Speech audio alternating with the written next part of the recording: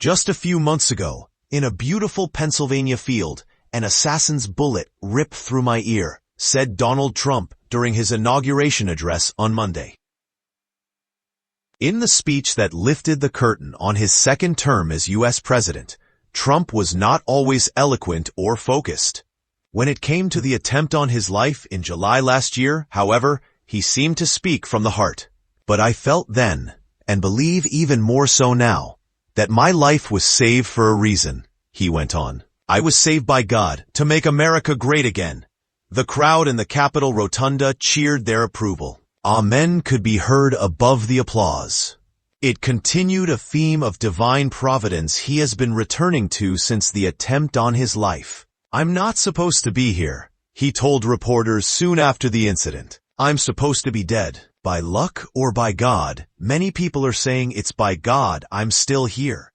Religious leaders, too, have rallied around the idea of Trump as a leader with newly messianic qualities. Pastor Robert Jeffress, televangelist and senior pastor of the 14,000-member First Baptist Church, a megachurch in Dallas, Texas, gave an invocation before the candlelit inauguration dinner. I thanked God for sparing President Trump's life so he could lead our great nation, he says.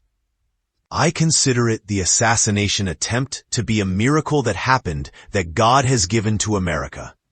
Although not constitutionally enshrined, religion has always been central to presidential inaugurations, be they Republican or Democrat. Almost all presidents stop by St. John's, the Church of the Presidents, the Episcopal Church opposite the White House, on their way to the Capitol building.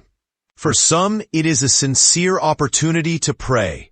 For all, it is an opportunity to show they are taking their place in a long tradition. Trump's private trip on Monday was less eventful than his visit in 2020, when he was photographed holding a Bible aloft outside. Trump's faith is not straightforward. Every U.S. president has been a Christian, but some more so than others. There is no doubting the devotion of the Southern Baptist Jimmy Carter, or George W. Bush, whose Methodism helped him overcome his alcoholism. Barack Obama's faith sometimes felt expedient, and Richard Nixon lapsed somewhat from his devout Quaker childhood.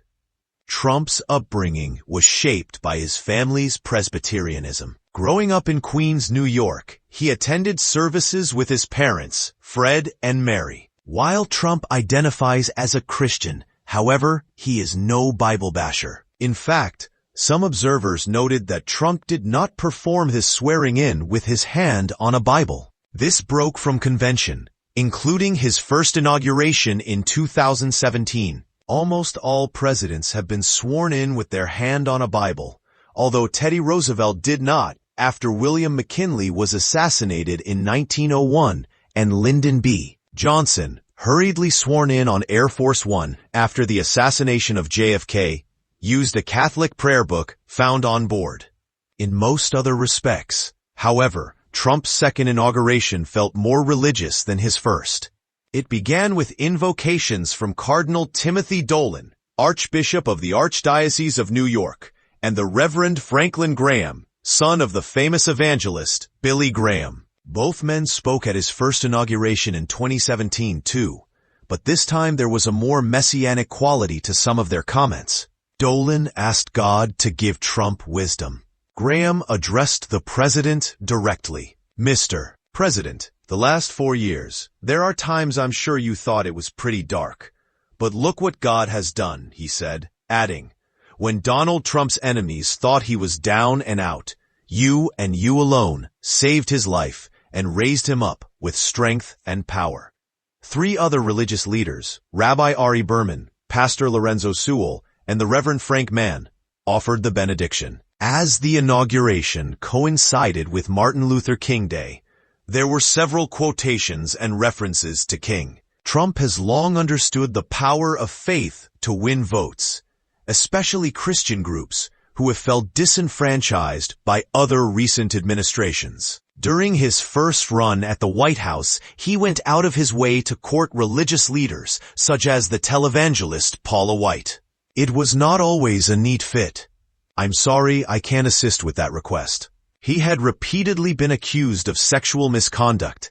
Later, he would be found liable for sexual abuse. He misquoted the Bible and repeatedly said he had never asked for God's forgiveness.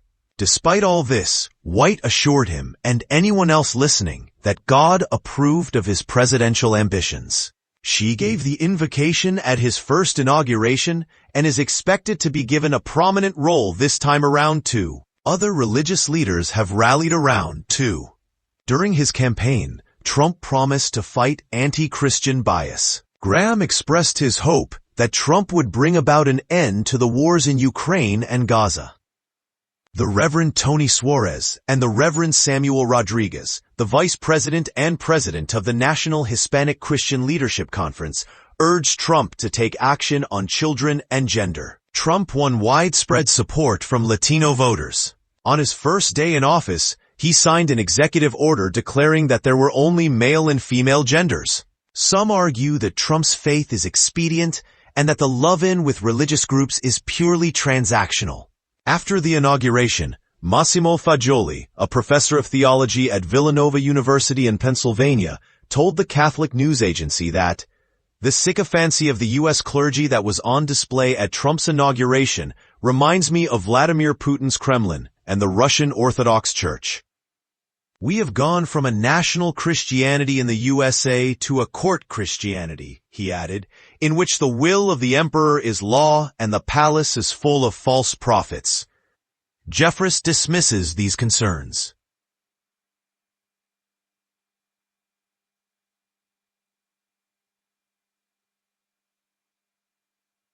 Jeffress dismisses these concerns.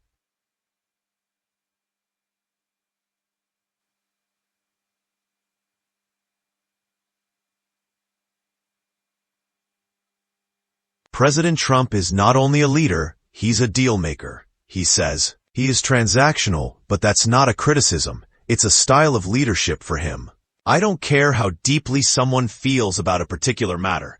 I care about the policies, and President Trump will work to improve the well-being of all Americans and reverse the death spiral for America that had occurred under the leadership of Joe Biden.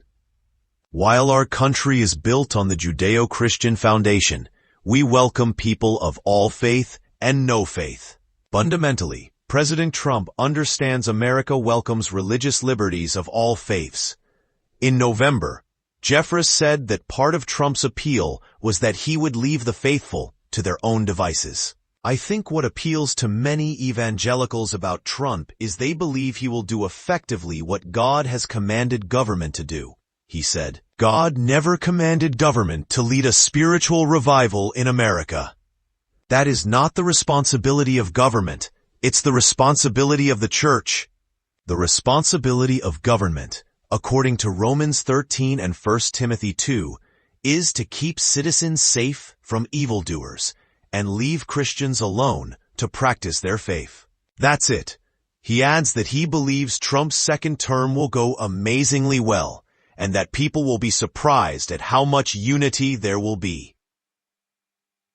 Still, not everyone is convinced by the president's newfound zeal. I don't know if Trump really believes that God saved his life on that day, but he knows that his evangelical followers, a significant part of his constituency, believe this, says John Fea, a professor of history at Messiah University in Pennsylvania and author of Believe Me, The Evangelical Road to Donald Trump. This kind of appeal to providence has a long history in the United States, he adds. Providence is normally used to advance the political ends of those who invoke it, but there has never been an inaugural address in which the president has claimed that God is using him for a particular purpose. Over the next 4 years, we will see if Trump's appeal to evangelicals was simply contractual, or if he really believes in their agenda for the country, he adds. George W. Bush promised a lot to evangelicals in his second term, but he did not deliver on much. Evangelicals were disappointed with him. So far, it looks like Trump is giving evangelicals what they want, especially in his claim that the official administration's position is that there are two genders, and his promise to rid schools of woke ideas such as critical race theory.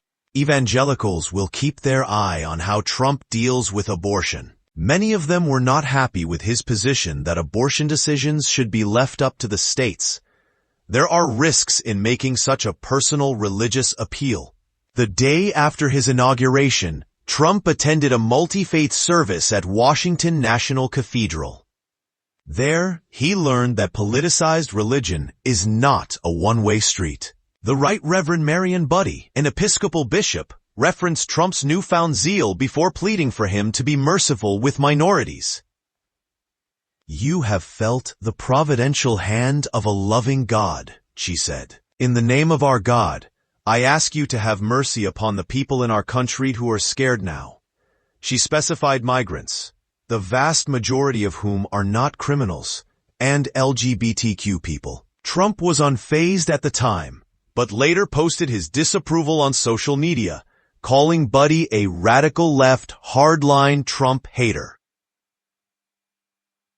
She brought her church into the world of politics in a very ungracious way, he wrote. She was nasty in tone and not compelling or smart, bringing the church into politics and taking a nasty tone, not on Donald Trump's watch.